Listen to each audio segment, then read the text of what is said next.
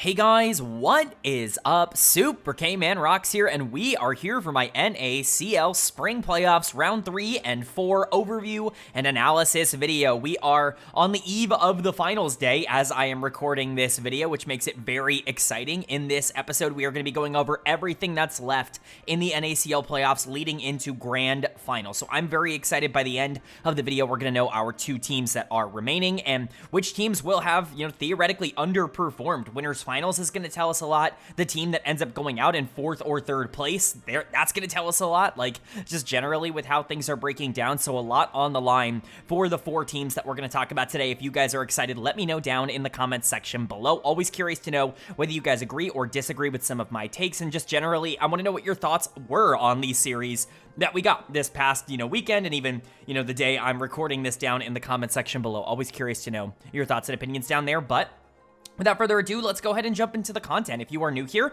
what we're going to do is go series by series, talking about the advantages and disadvantages that each team was able to generate. I'll be giving a player of the series and a dud of the series for each series that we cover, and we will be previewing the finals at the end of the video. Only one series will remain. Of course, this is the final, version of this NACL review. That will be a series by series coverage. When we get into the finals, it will be game by game, so get excited for that. But of course, most of today will be spent talking about our winners finals matchup, and then of course our 2 lower bracket series. So without further ado, we've got our intro, our preamble out of the way. Let's go ahead and get into the actual analysis. Our first matchup of last weekend and of this round number 3, round 4 kind of hybrid was winners finals. This is a gigantic one. The winner of this series obviously immediately slotted into grand finals. They don't have to work on anything, and the loser will go down to the lower bracket finals to take on the winner of the series we talk about second here. So a big one for both of these teams to really establish themselves as the favorite heading into the rest of the split. It was the number 1 seeded DarkZero Dragonsteel taking on the number 2 seeded Luminosity Gaming. And Luminosity is going to pick up the 3-1 series win. This isn't particularly surprising. Of course, DarkZero, a bit of a different team than the team that got the number 1 seed heading into the playoffs, if only because Yuji is no longer in the lineup. Of course, he's been acquired and signed by Team Liquid and is now starting playoff games in the LTA, which is fantastic for him. That was long overdue, but Shimmer is coming in to kind of replace him. And for as much promise as I think Shimmer shows as a player, because I do think he shows a lot, I think that there are a lot of traits that Shimmer has that are very positive. I think he seems pretty flexible as a player. He has a decently aggressive play style. He's not super passive. He doesn't let the game come to him, which is always a good sign in Tier 2. That means that if you do get to the point where you're mechanically good enough to, take over games, then you actually will be able to do so. Not every jungler has that kind of mentality. The problem is he's very inexperienced at the Tier 2 level. He's never really played here before. In fact, he's never played here before DarkZero Dragonsteel this year, and so he really is still getting his bearings about him as he plays a lot of these games. And unfortunately for him, Luminosity is a team full of very experienced players, not only at the Tier 2 level, but at the Tier 1 level. You have players like Zazel, who have been to the, semifinals of Worlds before internationally. You have players like Tactical, who have been to Worlds before. Even Insanity, Fake God, they've had extensive experience at the LCS/LTA level, and, that's just a lot for a player like Shimmer, and even a team like DarkZero, who is very good, but is relatively inexperienced at a Tier 1 level to kind of go into, right? The only player here with actual Tier 1 experience is Spyrax, and it was like a cup of coffee when a FlyQuest team had absolute disaster going on everywhere on the roster. It really isn't, this dominant team that has a ton of experience everywhere. Luminosity, there's a reason they were favorited by a lot of people coming into the year. Now, I will say, and I will kind of, walk back on this, I favored DarkZero in this series. Every caster ended up picking Luminosity Gaming. My prediction was DarkZero 3-2. I thought they were still going to be the better team, even with Shimmer coming in. That clearly was not the case. So let's go ahead and talk about it. Player of the series is pretty obviously going to go to Tactical. This has been a pretty, consistent win condition, I would say, for Luminosity. The way they won games 2, 3, and 4 in this series were basically the way they won almost every game throughout this split. Now, you can kind of mix and match a couple of things throughout a couple of the games, because you had Tomio playing things like Vi early on in the series, Sejuani in game 3, and then the Zed in game 4. That obviously shakes up how you're going to want to play through the middle of the map and even just the mid game in general. Fake Fake God in general, going from side laners like Yorick and Jax to team fighter and Cassante. Like, all of this does change maybe how you want to play the game, but at the end of the day, really the idea for Luminosity Gaming has been get into the mid to late game with as big of a gold lead as you can get, and then let Tactical kind of cook in these team fights, and that's really been consistent for them. Tactical has been awesome this year. I honestly don't know if he's getting enough credit for how versatile he's been. Again, what I really want to give him a lot of praise for is, as a player, when you talk about his time, not only on Immortals, but on TSM, and obviously on Team Liquid back in the day, you were talking about a player who really was like a primary carry option, or he was going to bust, right? He wanted a lot of resources. He wanted to be a player that was more main character-y, and when he wasn't able to get those resources, or when he was losing early on in games, oftentimes it could be difficult for him to stay super relevant. That's what was happening towards the back half of his Team Liquid tenure and his TSM tenure that made it not really all that effective. And then even on Immortals, right? Like, that team was a disaster. He was the only one with any semblance to carry games, and so he once again took on a role of a very feast or famine AD carry, somebody who would jump in, use Tristana as a Malphite ultimate, all the memes, right? That's what Tactical had been, previously in his career. This year, I think it's been so much more flexible for him, and he's done so much better, I think, on low resources in the early game, and that's been a super encouraging trait. Now, part of that is that he's just better than a lot of the AD carries that he's going into, and so he can get away with playing a style that he's maybe not quite as comfortable with and still succeeding on it. But if he can get better on that style, like I think he has throughout this year, like, this is still a guy with the talent to be a top tier 1 AD carry. That's the kind of mechanical skill you're looking at from someone like Tactical, and to me, it's been very clear. He's been the best AD carry in the NACL. I don't even think it's really all that debatable. I really like what Sajet's been doing on the other side. I think he's been better this year than he was last year on FlyQuest, but Tactical has been a different animal, and I think he once again showed that give him resources, he's going to pay them out. He's not always the one setting up every play, but that's not his job. He just needs to follow through, and I think the team environment here has helped him a lot with that. And then I think the other players to kind of shout out here, Zeyzal, who's been excellent across the past couple of weeks. I don't want to say I was a Zeyzal hater, because that doesn't necessarily feel accurate. I just have kind of been talking about his mechanics as being a little bit worse than most other supports the past couple of years, and I think that's really kind of bled through. He definitely felt more like an on-the-rift coach rather than somebody who was going to elevate through his playmaking and through his expert, like, finding of angles and positioning and engages, like, all of that stuff. It just didn't really feel like Zeyzal was that kind of player anymore. And then, since the final week of the regular season and throughout the playoffs so far, he's been exceptionally good. The best he's played all year long by a pretty considerable margin. He mega outplayed Zyko in this series, and I think that is a huge positive for Luminosity. Zyko, to me, the best support in the NACL. For Zeyzal to be able to outplay him in a big best of 5 like this is very crucial. Insanity was super consistent in the mid lane. I really haven't talked about him all that much, and I don't think a lot of people have talked about him all that much. He's the player on this team that I think is blended into the background, maybe more so than most other players, and I think that that's sometimes a good thing, but he's playing things like Vladimir and Vygar down the stretch of this series. It's a lot of, outside of game number 1 where he picks Hui for basically no reason and kind of throws off the identity of the comp. Everything else was really good from Insanity. Tomio pulls out Zed in game 4. He gets to play an assassin and actually looks really good on it. Typically, this guy has been on Maokai Sejuani Vi duty for the entirety of not only this year, but throughout the last couple of years of his career. It's nice to see him get such an aggressive pick to be able to take advantage of a matchup that he should be better than Shimmer. So excited to see that. And of course, Fake God was super stable on the top side. I've been a big fan of what Fake God has done in 2025. This guy just constantly dominates tier 2. It's what he's been doing his entire career. Luminosity are the team to beat, and I got that wrong. I did not believe in this team enough. They're not the number 2 team right now in the NACL. They are very much the number 1 team. And then for DarkZero on the other side, some good and some bad, I think, to take away from this series. There were a couple of good moments. First of all, game 1 was incredibly solid for DarkZero. That's really the one you're looking at and going, wow, they played really well. They had a draft that I think was more cohesive. Pantheon, Orianna Rumble to be able to take over team fights, the Senna to be able to play from the backline. Like, all of it made a lot of sense, and you're going into Nefiri Hui, which is like the most anti-synergistic mid-jungle duo that I could possibly think of, and so you end up being able to take that game after a very strong early game, but then you get into the rest of this series, you almost get perfect gamed in game number 2. The only thing saving you is the Void Grubs, and that's really not an ideal set of circumstances, and you really never felt all that competitive in games 3 and 4. It felt like you were definitely the weaker of these two teams. That's a really bad place to be for a team that was by far the number 1 team, but has question marks about what they're going to be in the playoffs because of the roster change that ended up going through. You wanted to see a more, I guess, competitive performance from them, and they didn't really give you that. Even their win, while yes, it looked pretty fantastic, you can blame part of that on Luminosity Gaming, because I just don't think their game 1 draft was very good. And I think there are a couple of players to point out in a positive or negative light. First off, Zamudo is still really good, and he had a lot of really nice moments throughout this series. The Rumble was obviously great in Game 1, but even the Nidalee in Game 4 was like the only thing that had any sort of pressure. That being said, Nidalee is a complete waste of a pick. I can't believe Zamudo has fallen for the trap of being like, well, the Shy and Zeus are playing it and they're winning on it. That means I can do it.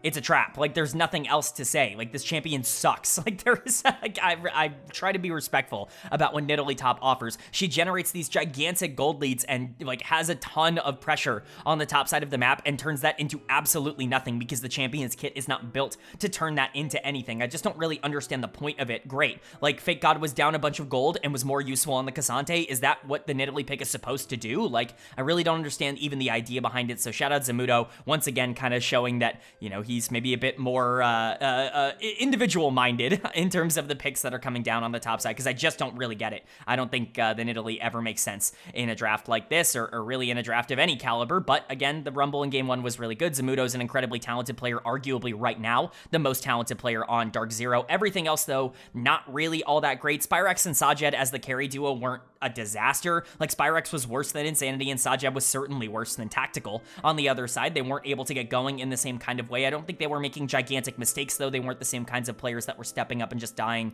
for no reason. Spyrex certainly could have had more of an impact on the series as a whole on things like Talia, just didn't really end up actually mattering. Same thing for the Silas game in Game 4, but really the two players that I was like, you gotta be better than this. There's no excuse, were Shimmer and Zyko, the jungle support duo, kind of the macro-oriented roles here on the team. I just don't think that they were good enough here today. Zyko's actually going to get my dud of the series. I think a lot of people are going to give this to Shimmer because he was worse in Game 4, and I agree. Like, the Rek'Sai game was probably the weakest game of the series from almost anybody. Again, Zyko's Game 3 on the Leona was just horrific. Everybody was bad in Game 2. That's why I'm not really bringing it up. It's not like you can point one player being significantly worse than everybody else in Game 2. You don't almost get perfect gamed unless everybody's getting absolutely rolled, but Zyko's Game 3 was just so miserable, and I don't think he was better in Game 4 on the Rel, and so to me, he's going to get dud of the series. If you wanted to give it to Shimmer because the Nocturne wasn't particularly effective and the Rek'Sai was awful in Game 4, then I think it is kind of up to you, but it should be one of those two members. It's just disappointing to know that Yuji kind of leaving this team does leave a bit of a macro hole in what they're trying to do. I love Zyko, but he was not good enough here today. A lot of the engages he went for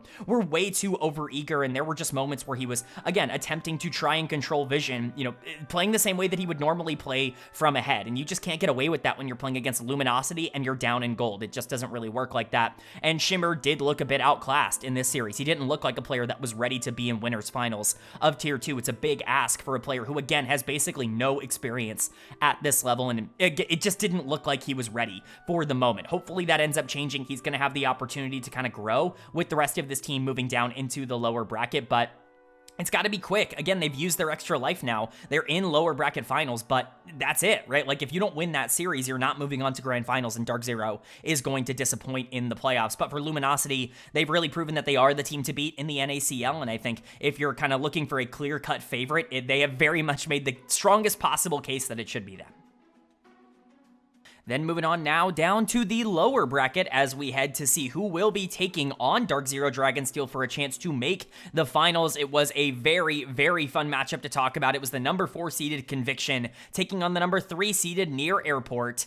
And Conviction is going to pull off the 3-1 series victory, and I think what some people would call 3-1 series upset in this one as they move on to lower bracket finals to take on DarkZero Dragonsteel, and they guarantee themselves top 3. For Near Airport, this is a 4th place finish in the spring split. Now, reminder to Near Airport fans or anybody who might not be as familiar with the NACL structure and how this is going to work moving forward, spring really doesn't matter for anything as long as you're not in the bottom 2. Then you don't really have to worry about too much. You're guaranteed a spot in the summer split, and the summer split is really what qualifies people for, you know, the LTA spot, the guest spot. And so, you know, for Near Airport, getting 4th here is not ideal. It's certainly not what you want, but it doesn't disqualify you from being able to try and get into the LTA by the end of the year anyways. Nothing really ends up changing for this team, but for Conviction, what an injection of confidence this has to be for an organization that people have consistently doubted and looked at as kind of a mid-table team I guess kind of me included. I do want to give myself a little bit of credit and say that I've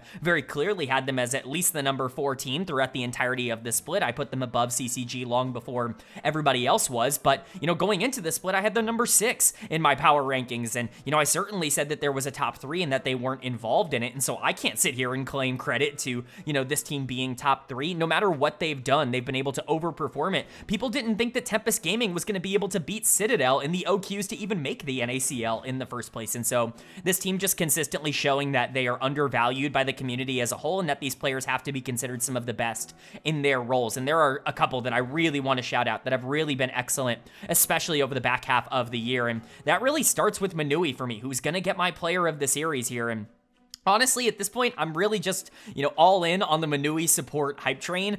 He had some comments, obviously, about, why he made this role swap to support. He kind of talked about the position being weaker than it's been in a very long time, seeing a bit of a gap in the system and wanting to take that back. And he was absolutely right. This guy has come in and been amazing in the support role, has gotten better and better every single series. That's something I've talked about pretty heavily on this channel. And, I'm just really excited to see it. Manui is obviously a player who's found success in the NACL before as an AD carry for Fear, for Disguised. He's made top 3 on multiple different occasions. Now he's doing it in a different role, in a different org. It's just a really cool thing to see, and he's doing it on picks that people aren't necessarily bringing out as consistently. The Seraphine has definitely risen in popularity and priority over the course of the past couple of weeks, as we've seen over in the LPL in particular, but the Zillion coming out in game number 4, you want to talk about an NA special, a Bjergsen Jensen type of mid lane NA special. Zillion kind of fits into the North American history books as one of the most important champions for us, and Manui definitely showed that off in game 4. And to me, when you talk about the macro difference that he ended up making, clearly the shot calling difference that he ended up making, as we hear from basically everybody who talks about this team, but also the playmaking difference that this guy ends up making, the peel that he's able to offer in so many of these team fights. He, to me, was clearly the most valuable player for Conviction in a very important series against some very, very big names. And so I just want to give a lot of credit to Manui. I think he's getting better and better, and I think we're sitting here by the end of the split talking about him as like a top 3 or top 4 support bare minimum in the NACL, like somebody that could potentially even be ranked higher than that moving forward. And who knows, like the ceiling could be the limit for him. He's always been a player whose skill set, I think, kind of projected well as a support. And so just really happy for him. I think he's obviously super deserving of this. He's received some criticism from the community in the past. He is proving a lot of the doubters wrong right now, but it's his bot lane partner as well that deserves a lot of, shouts and credit. Chrome has been incredible. This guy just continues to really show up and show out as a mechanical threat. It was very funny. Last year, I was kind of talking about, Aaron and Levitate in a very similar vein. I was kind of, putting them in the same category. We'll just say Levitate has not been able to carry over that form, and Chrome has gotten even better from what he was in 2024, and that to me shows that this guy should be considered an upper tier prospect in the North American system, arguably top 2 or top 3 in terms of players that I would eventually want to see at the tier 1 level. He is just so consistent as a carry. Now, part of this is because the rest of his team did a great job of facilitating him, specifically, again, Manui, but Kisno, I think, also had a pretty great series on things like Maokai and Sejuani in games 2 and 4, but Chrome was awesome as the follow-through. The Jinx in game 4, getting those resets, and obviously, getting the revives coming in from Zillion so he could step up a lot more aggressively, or he could survive some of the dive pressure that, Wukong Orianna ends up having, or Twitch kind of randomly surprising you on the backline. Like, he could just play a lot more aggro and a lot more free because he had a lot of those tools, and then he was still taking over the game on things like Tristana in game number 3 as well, a champion we've seen find a ton of success at the tier 2 level. It's just awesome. Chrome is a ridiculously mechanically talented player, and he's really starting to get the most out of himself, which I think is great. And then Darkwings is kind of the third player that I really want to give a big shout out to in this series. He was incredible for Conviction, and quite frankly, he's been awesome down the stretch. Darkwings is a player who, like, going back to the olden days of the channel, like 2023-ish era of the NACL, I was a big fan of Darkwings, but I always talked about how the good games and the bad games were just too polarizing. Like, the good games looked so good, and if you could unlock that version more consistently, he was going to be one of my favorite mid laners in the NACL, but it never really felt like it clicked in the way that it needed to in order for him to be consistent. Well, here you go. The last 4 or 5 weeks of the NACL regular season, and then kind of bleeding into the playoffs here, he has been inarguably one of the best mid laners in the entire league. Pobelter was my MVP pick for the regular season. I do think there was nobody more valuable to their individual team success than Pobelter in the actual regular season. Darkwings completely outplayed him in this series, kind of made him look bad, especially in that game number 3 on the Vigar, where things just were incredibly strong for him. Really, really impressed by Darkwings. I think this might be his best split ever for for a player who's had a ton of time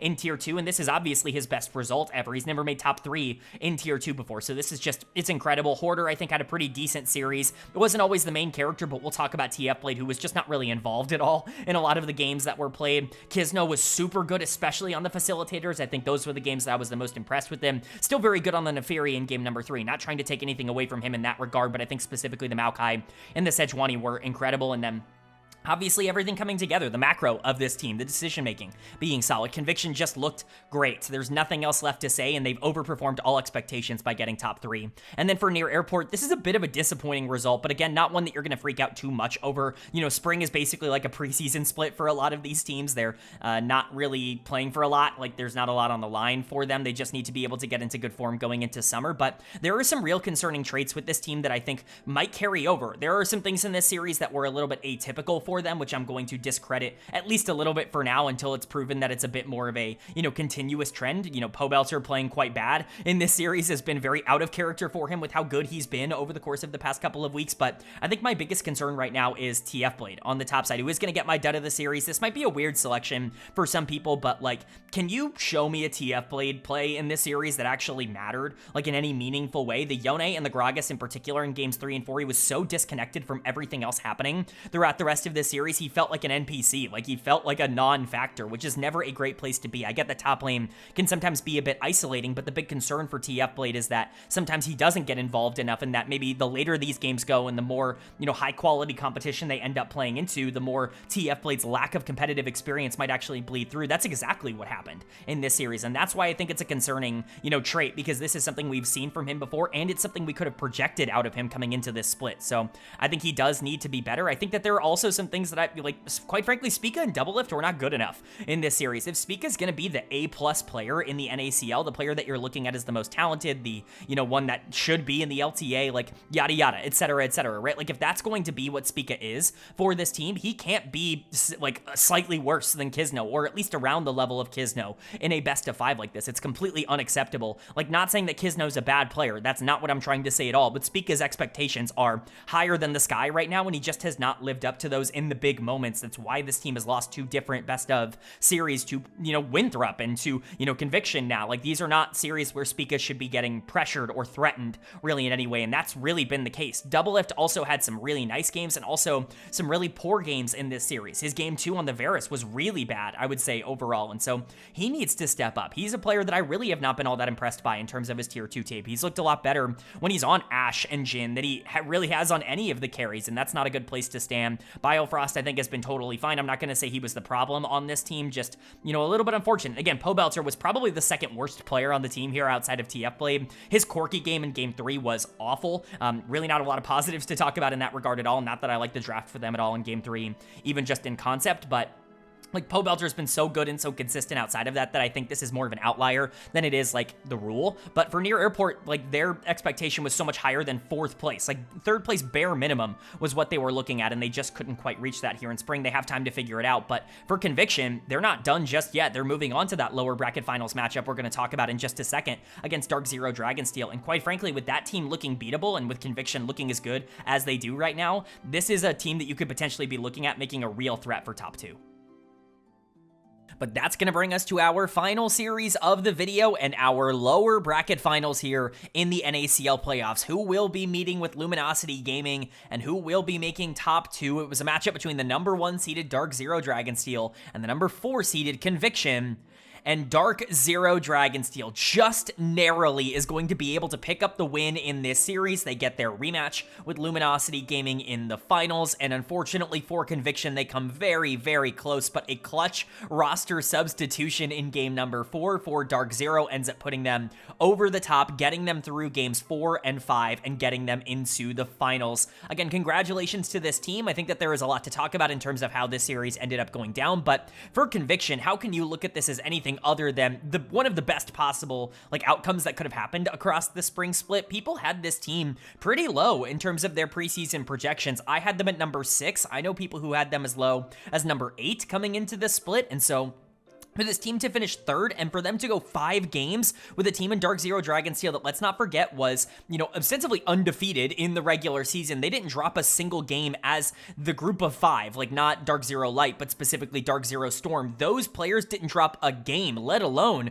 a series in the regular season. For them to go to 5 against that team in the playoffs is already such an accomplishment, and you do have to be excited for them. Unfortunately, it wasn't quite enough to be able to overcome, Kryra coming in and really stabilizing that team in the back half of the series, but it was a phenomenal split and a phenomenal effort in this series. But for DarkZero, man, there are some conversations to be had. Shimmer ends up playing games 1 through 3, and they're down 1-2 in that series. And I think you can even look at games 1 and 3 as like, okay, well, Shimmer really needs to start stepping up. Kizno's had a lot of space and a lot of time to be able to carry on Vi and Viego in particular in game number 3. But Kryra comes in game 4, gets to play a little bit more of a facilitative style on the Ivern, and then gets to carry game number 5 on the Naafiri. He ends up getting player of the series on the broadcast. I don't even really hate that idea, but for me, it's just impossible for me to give it to Kryra because he only played 2 games. For me, player of the series kind of has to go to Zyko in the support position if you're looking at this series as a whole, specifically game number 2, which ends up being really positive overall for DarkZero.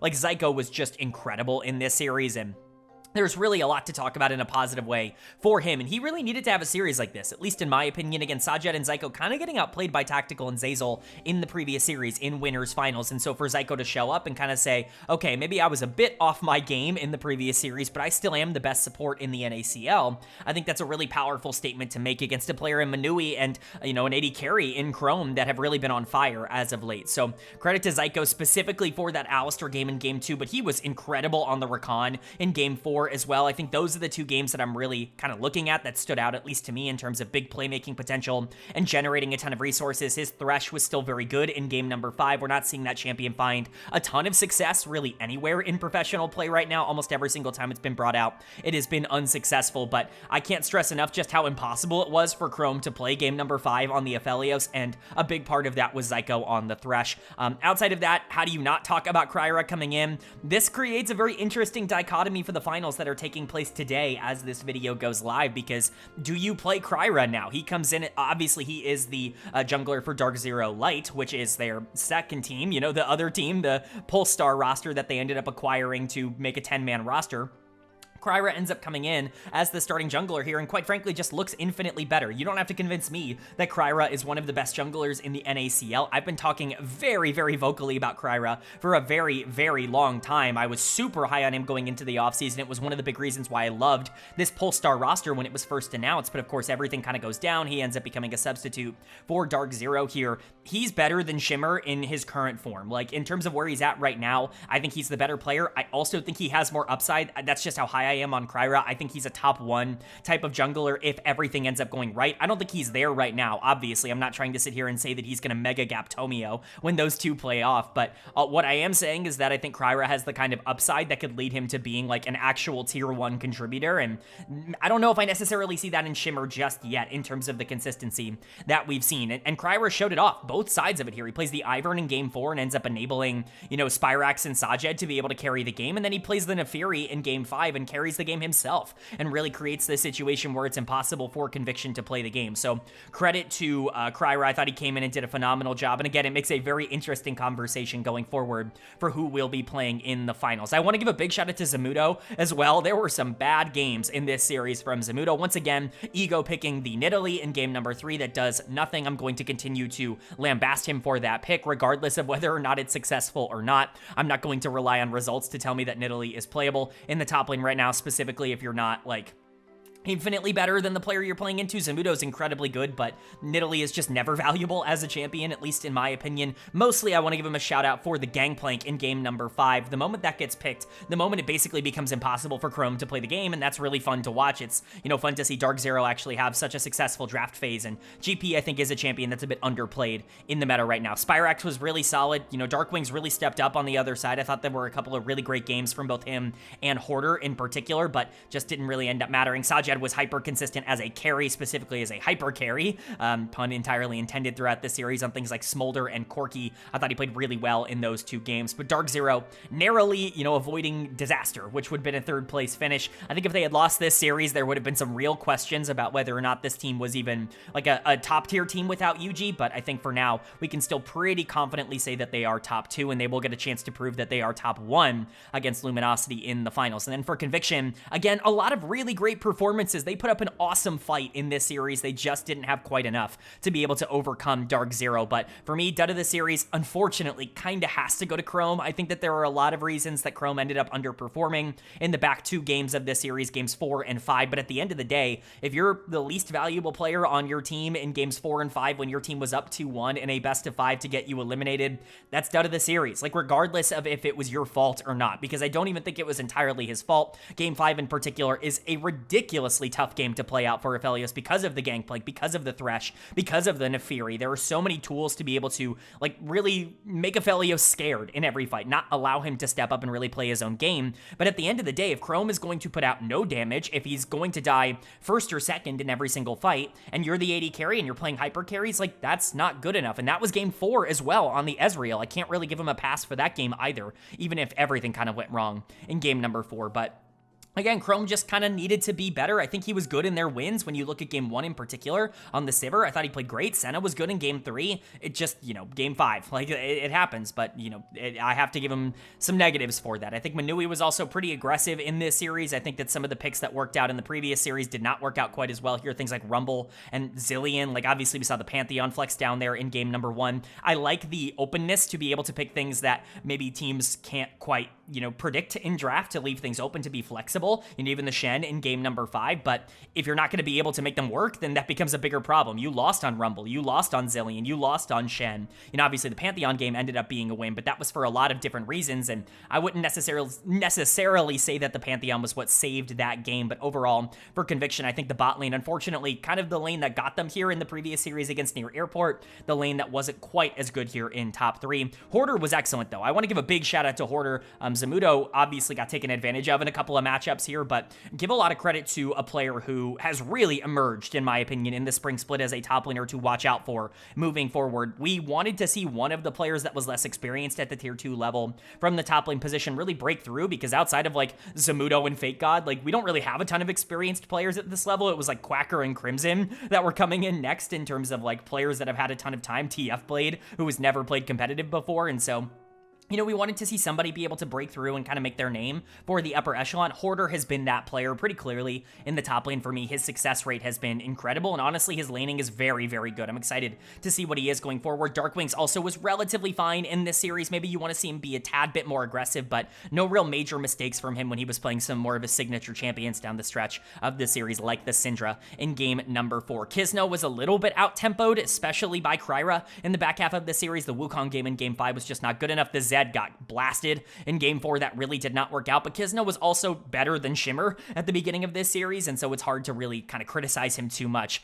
after the roster change. All of this to say that Conviction really put up a great fight, and you can't really be upset with the way that they finished here. I think this is one of the best outcomes they could have expected going into this split, and who knows, maybe this team continues to get better. Again, players like Hoarder and Kisno and Manui, it's not like they're the most experienced players either at this level or in their own position in Manui's case, and so maybe they continue to rise and, get better, and if that's the case, who knows? They were super close to being able to take this series. So if they end up making finals next split, don't be surprised. And for DarkZero, I'm glad that they were able to kind of stabilize the ship and still make top 2, but there are real question marks about this team. A lot of those will be solved by who is starting in the jungle position, or whether or not they want to go for a true 6-man roster or even 10-man roster when it comes to playing games in the playoffs. But at least for now, DarkZero definitely coming into the finals as underdogs for maybe the first time in a while.